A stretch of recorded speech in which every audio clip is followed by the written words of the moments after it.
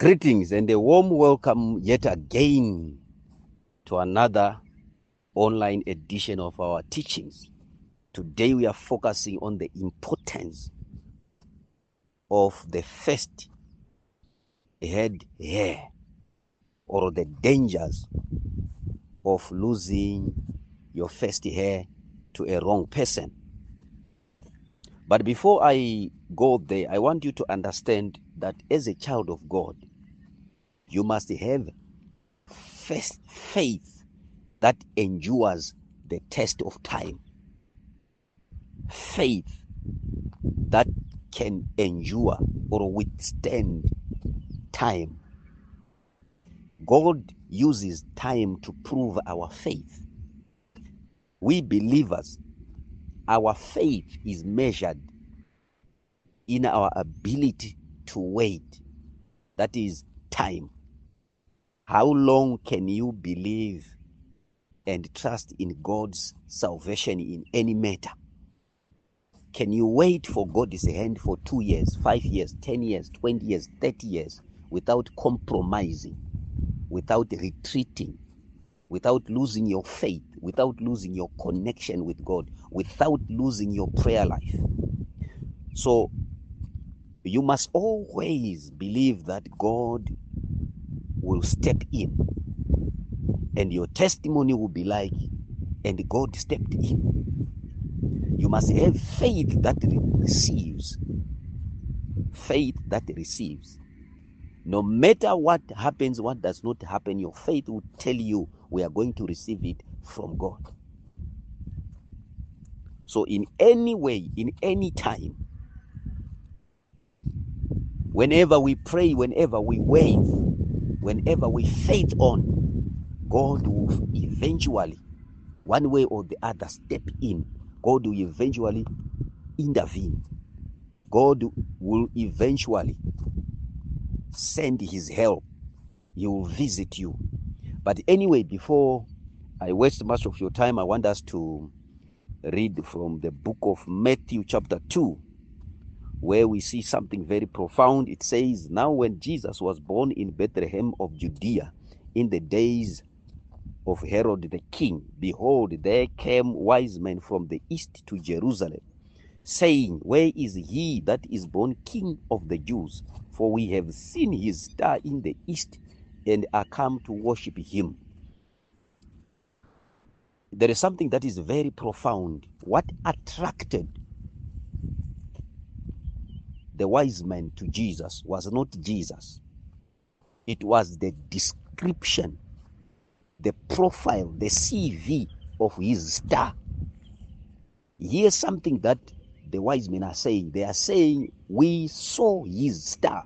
They did not see him. They did not see his doctor. The star did not appear before he was born. The star appeared when Jesus was born, meaning to say, the day you and I were born, a star appeared somewhere, and that star was seen by someone or something, and that something came into your life. In the case of Jesus, the wise men came to worship him because of the star, or what the star was saying about him. They brought gold, myrrh, and perfumes. His star attracted God for him. Money began to follow him, following his star. So we can see the presence and the type and the health of your star by looking at what is following you, what is coming to you. Before Jesus preached, he received offering. Before he worked, he received gold. Before he qualified for anything, before he could speak, gold was already coming. His star was already working. So if I ask you, where is your star? What is your star doing? What is it attracting? You can see something is very wrong. Either your star is dead, is buried, or you and your star were separated. But like I said today, like I said last week, that I'm going to speak about the hair. The hair on the head represents the glory of God, 1. 2, it represents the stars that God appointed to lead your life, to shine in your life. 3, the hair represents your head. If somebody wants your head in the spirit, they can take your hair. They have taken your head. 4, your hair represents the light of God that you are born with. That is why whenever a child is born, witches, be it relatives, but I'm saying here this, if you can share with people, if you can share in the groups, no man, no woman must be allowed to touch or to get access to the hair of your child. Why are people so interested to cut the hair of a young child, the first hair? Anyone who comes after the hair of your child is a witch. Hear from me. I don't care who they are, but whoever said, daughter, son, give me the hair of your child, is a witch. They know what it means. They know what you do not know. Never trust anybody if you are not spiritual. So what they took from your child was not hair. What they took from your child were his head. And they went and did what they did with the head of the child. So your child today have no head. And you yourself, you have no head. That's why people say, Anamsoro. Your head was taken the day somebody shaved your head and went to their demons and offered your head to the demons so that they can use your mind. In Shona, people say, Anamsoro, afunge, chi. What happened? You can't think without your head. You can't be promoted without your head. You can't become somebody without your head. You can't live normally without your head. So in a way, the day that hair was taken is the day you died. So you were dead walking, or walking dead. No dead man rises to become president, to become saboku, to become prefect. You have to be led. That's why you see when a corpse is being taken somewhere, somebody is always leading them. It cannot go on its own. So you become a servant the rest of your life. And once the hair of everyone in the family is taken by one person and then offered to a demon, it means that demon will control the way you think. Everyone thinks the same. That's why all of you have no businesses. All of you have no degrees. All of you have nothing. You can't think of any business idea. You know, there are many times when people say, send me messages and say, Pastor, I have 3,000 in my pocket now, but I don't know what business to start on. You know how many people have started businesses with $50, some $100, successful enterprises, but you seem to fail to think. When it matters the most, you can't think. You don't have your head. Your head was taken the day somebody shaved your hair. Especially when people take your head and your navel, that's your supply line. Guvu. Zunutu is also. Those are two things which is come for to control the life and the future and the destiny of a person. Once your hair falls in wrong hands, your destiny is stolen. Your destiny is destroyed. So when a witch shaves a child's hair, what they are taking from the child is his light that will shine in the world and make him prominent and make him big, rich, attractive, everything visible. Why nobody sees you, cares about you, or places importance on you is because you do not have that light that attracts things. light your path as you are walking. You are always falling. You fall in the wrong hands, you fall, you do the wrong course, you do everything. Light is gone. You are walking in darkness. You are dark. Everything about you is dark, black, nothing, no hope. And the other issue is stars. I'll concentrate more on stars in the head. Like we read there, the hair of a child as they are born represents his stars. There is the star of a king that was upon Jesus, the King of Kings. His star was different from any other star. That's why they could distinguish it and say, this is the star of a king. And they followed it, and they took things that are meant for kings. You don't visit kings empty-handed.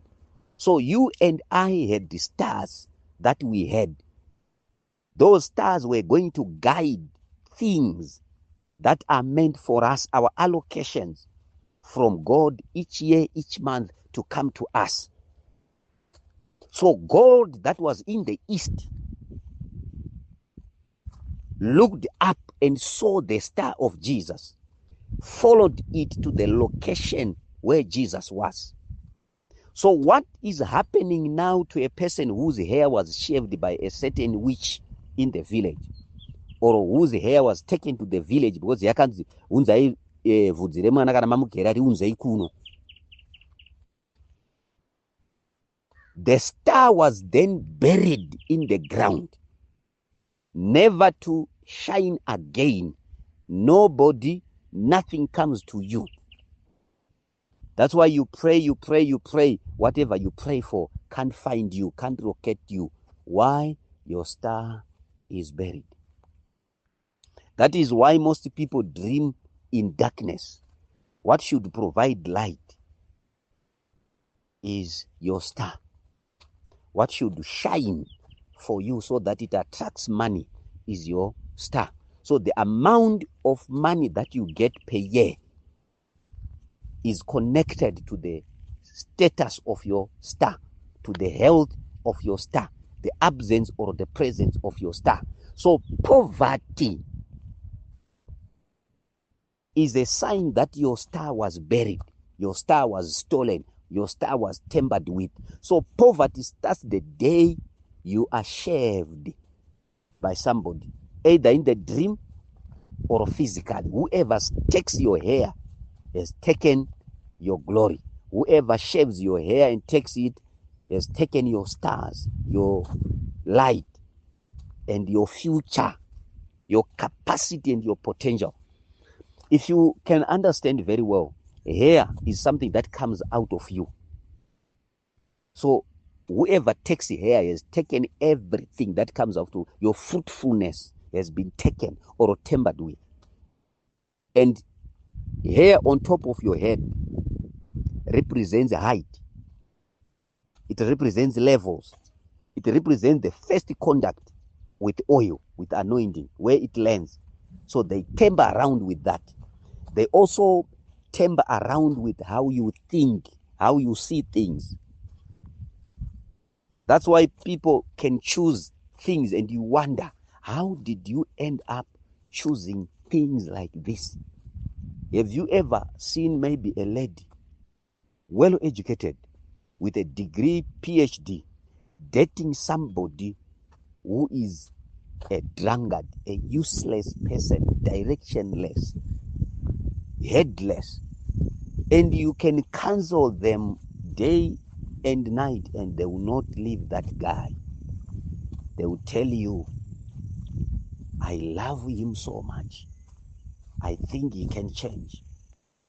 What is thinking when it matters the most is the buried head that is rotting. You can be allowed to think in any other area, but where it concerns your well-being, you cannot think. So as a child of God, never allow anyone to access the hair of your child. Cut the hair, burn it yourself, pray and burn it. Don't ever listen to any instruction, anything. Muroora kwedu atinodai kana mwana abarwa munotipa guvhu nebvudzi rake rekutanga, tine zvatinoita semhuri. It's witchcraft. Tell them you are a witch. My pastor said witch, muroi. Munoridii vhudzi remwana, gerai renyu. Never allow that to happen again. I know most of you guys, you don't even know what happened to your hair. Some of you had your hair cut, shaved when you are sleeping, and you were wondering what was the reason. They were taking your stars. So when they take your hair,